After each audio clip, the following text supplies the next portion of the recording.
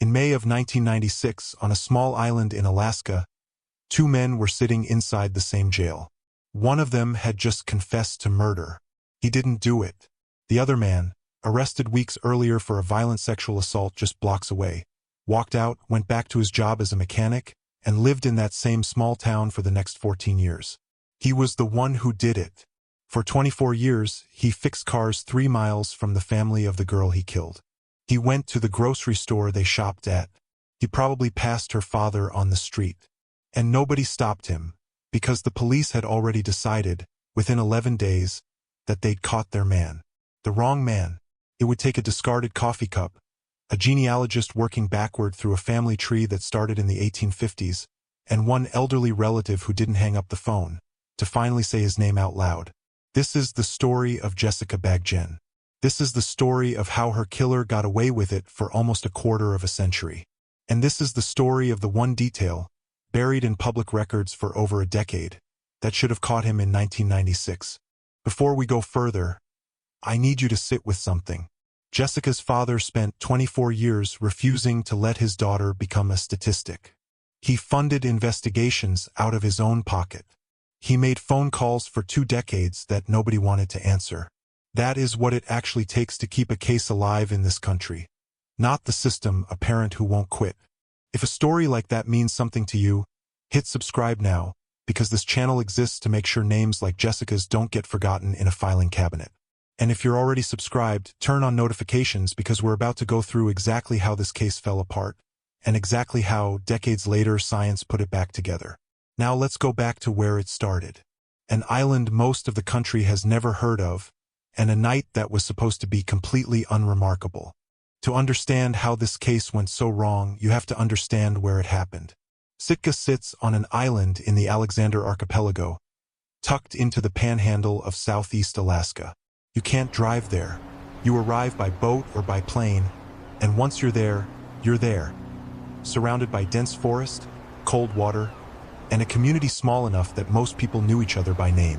In 1996, Sitka was the kind of place where front doors stayed unlocked, where a 17-year-old girl walking home after midnight wasn't something anyone worried about.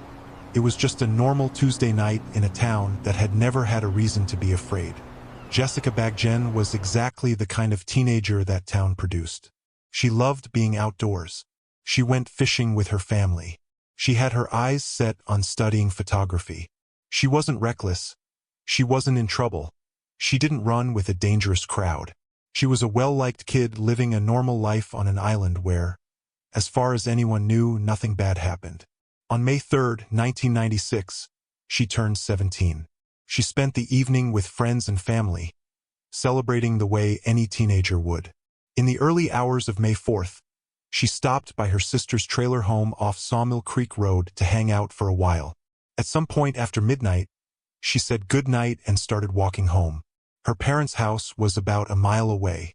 She knew the route by heart, a paved bike path that ran parallel to Sawmill Creek Road, past the campus of Sheldon Jackson College, directly across the street from the Alaska Department of Public Safety's own training academy.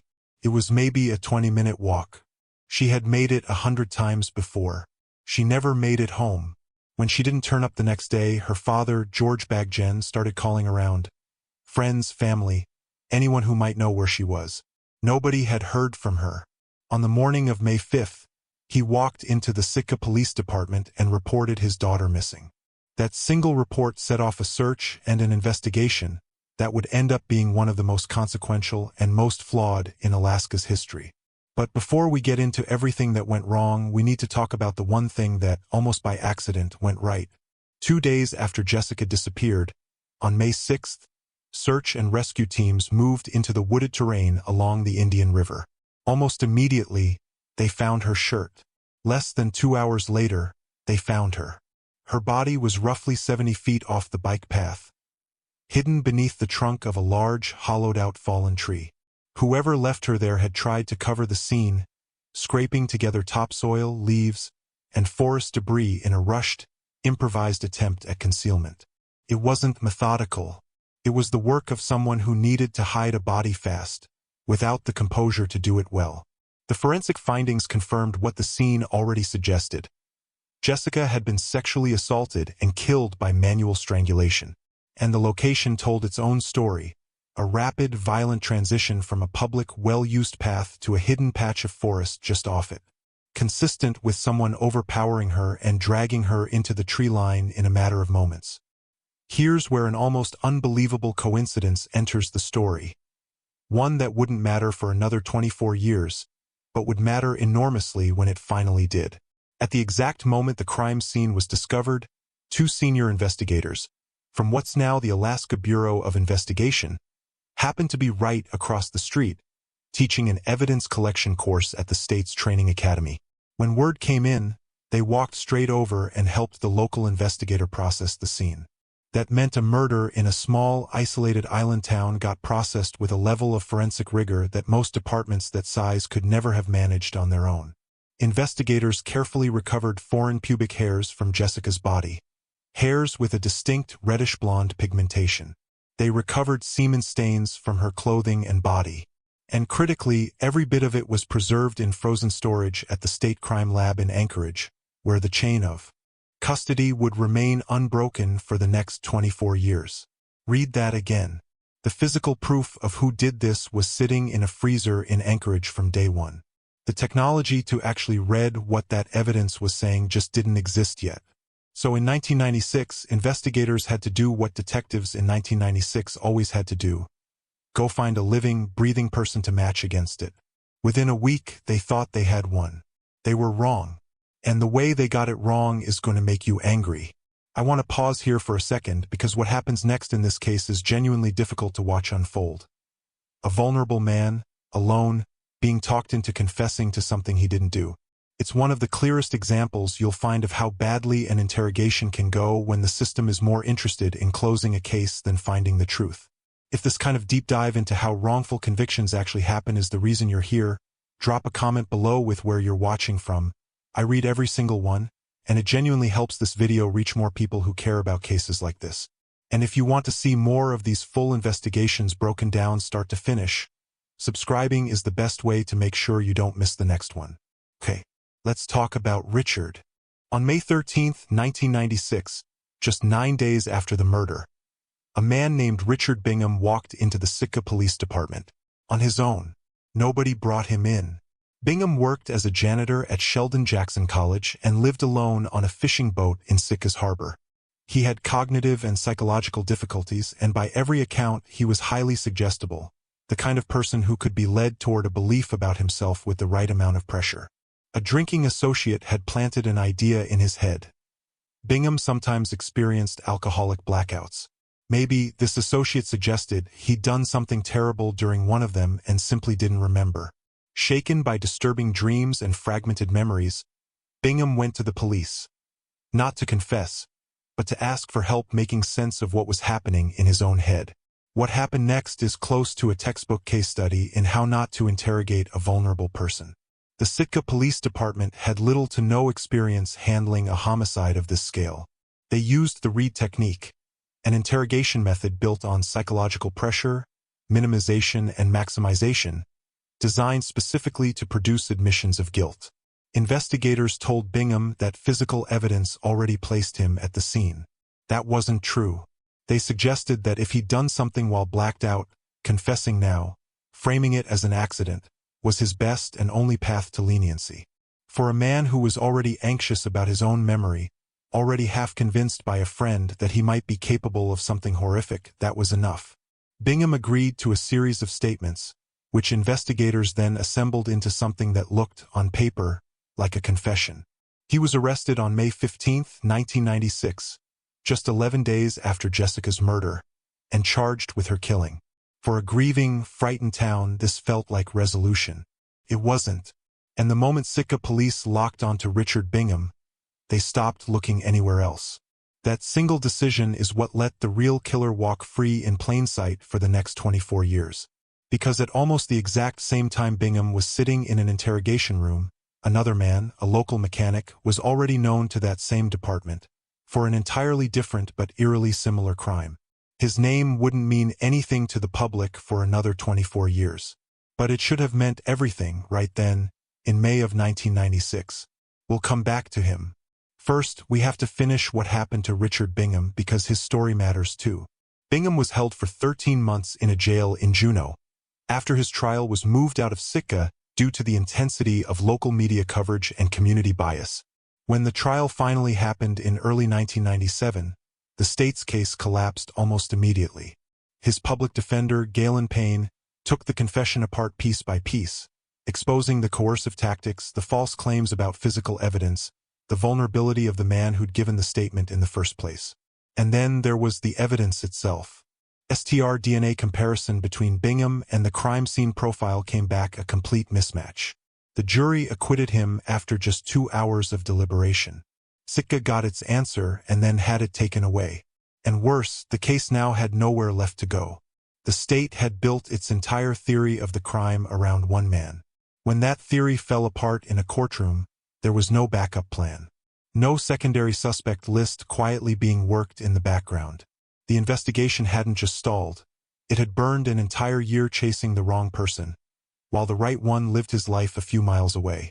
And this is the part of the story that, once you know it, is almost impossible to sit with calmly.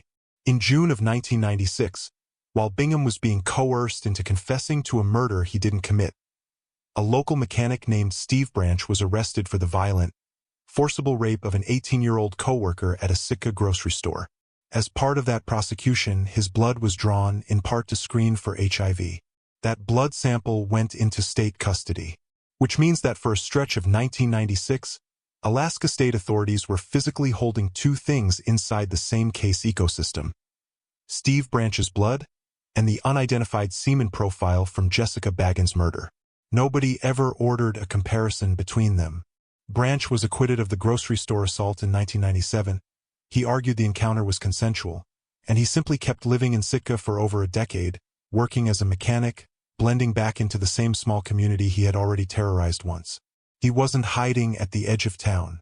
He was a known name, one that had already crossed police desks that same year, in connection with a strikingly similar act of sexual violence, in the exact same town. So why was he never cross-referenced?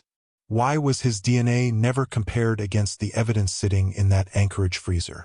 The answer is uncomfortable, and it involves someone closer to the investigation than anyone expected. Public records, dug up years later by researchers and journalists, revealed this. Nick Ward, the lead detective on the original 1996 investigation, was married to one of Steve Branch's sisters.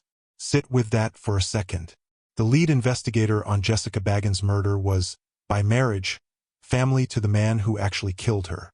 Now, to be fair, there is no public evidence this was any kind of deliberate cover-up. Nothing suggests Ward knowingly protected his brother-in-law.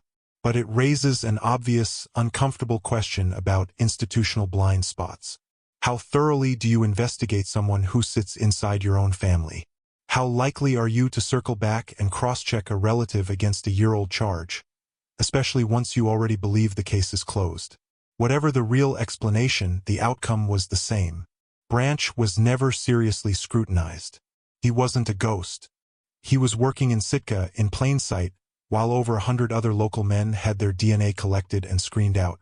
A net so wide it even included the son of the department's own primary investigator on the case. More than 100 men were tested and excluded. And the one man whose blood was already sitting in a state evidence locker, arrested for a nearly identical act of sexual violence in the very same year, was never checked at all. Criminologists have a name for this cognitive anchoring.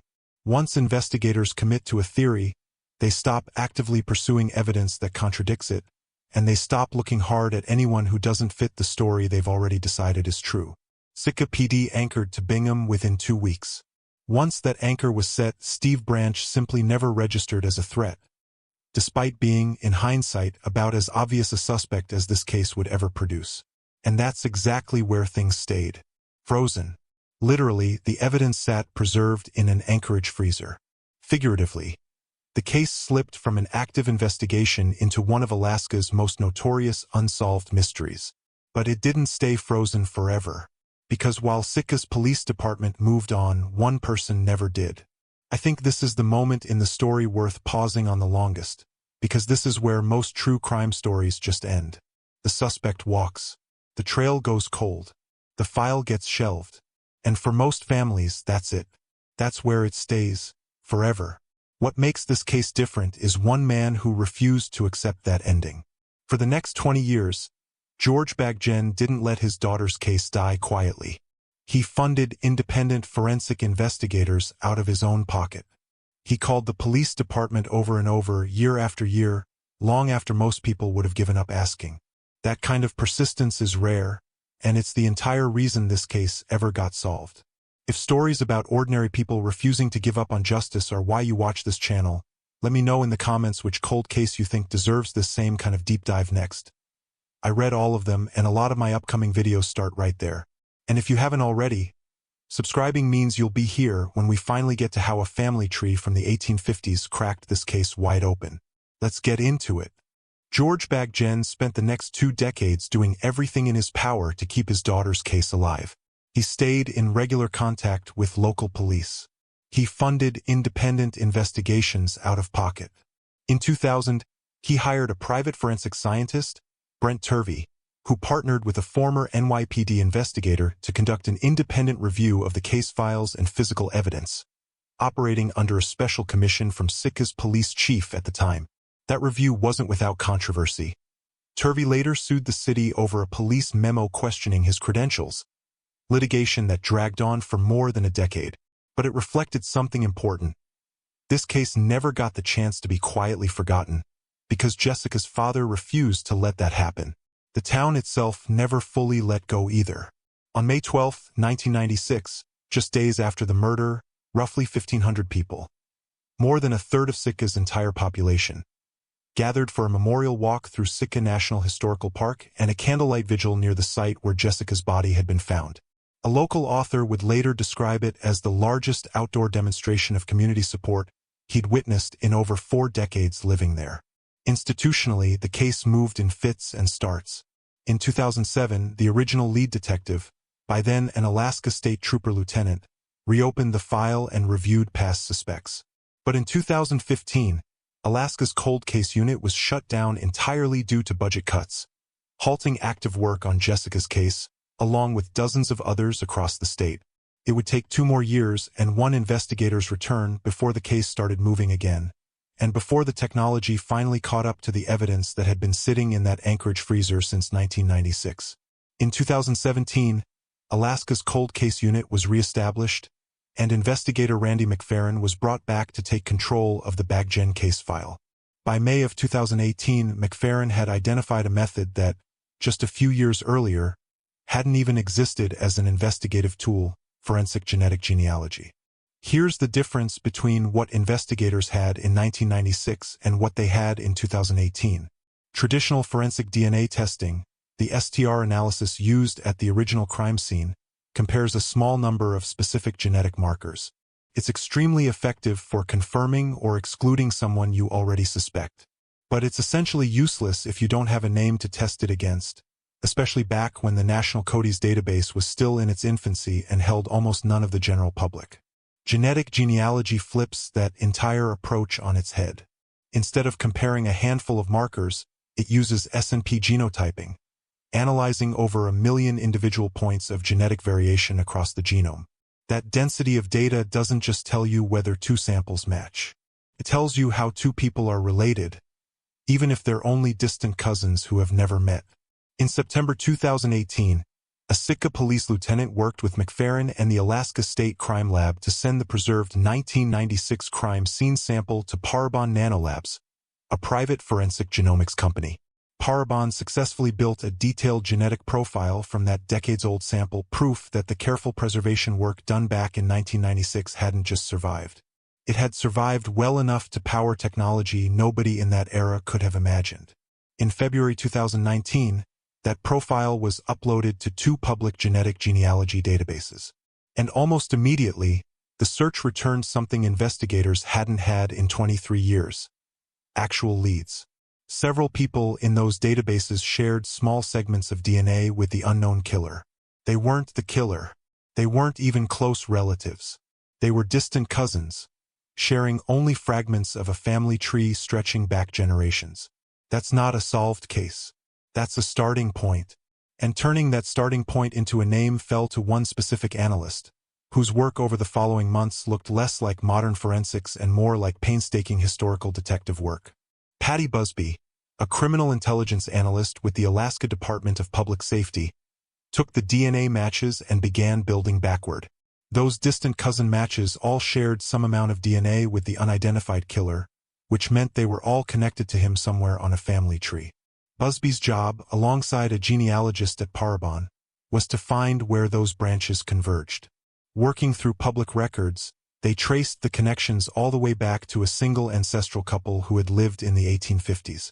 From that starting point, they reversed the process, mapping forward again generation by generation, rebuilding every branch of that family tree across more than a century and a half. By the time the tree was fully built out, it included thousands of living descendants scattered across the country. You obviously can't investigate thousands of people. So Busby cross-referenced the entire tree against one narrowing detail: which of these descendants had documented residency in Sitka, Alaska in May of 1996. That single filter dramatically shrank the field. But even then, there were gaps, branches where the genetic and genealogical trail went cold, where public records simply didn't say enough. So Busby did something almost old-fashioned in the middle of a high-tech investigation. She started making phone calls, cold calls to distant relatives, trying to fill in the blanks. Most people hung up on her, which is exactly what you'd expect when a stranger from a state crime lab calls asking about your family history in connection with an unsolved homicide. But one person didn't hang up. One relative agreed to help and convinced an elderly family member to make their own genetic profile public on the database. That single public profile acted like a precision compass, narrowing an entire family tree of thousands of descendants down to one specific branch. One specific family. The branch family. By December 2019, more than 23 years after Jessica Baggen's murder, investigators finally had a name: Steve Branch. The same man arrested for a nearly identical sexual assault in Sitka in 1996. The same man whose blood had been sitting in state custody since that arrest. The same man who had somehow never once been cross-checked against the case this entire year-long effort had just pointed directly at. Now they had a name. What they didn't have yet was proof strong enough to make an arrest. Before we get into the final chapter of this story, I want to say something directly to you. What you're about to hear, the confrontation, the ending, isn't easy. It involves a real family who lived through this for 24 years, and a resolution that never gave them the courtroom justice they deserved. If you've made it this far, I genuinely appreciate it if you hit like on this video, not for the algorithm, but because it tells me stories like Jessica's, told carefully and completely, are worth making. And if there's a cold case in your own state that's been sitting unsolved for years, tell me about it in the comments. I read every single one, and some of the best investigations on this channel started with a suggestion from someone watching right now. Okay, let's finish this. By 2019, Steve Branch was no longer in Alaska.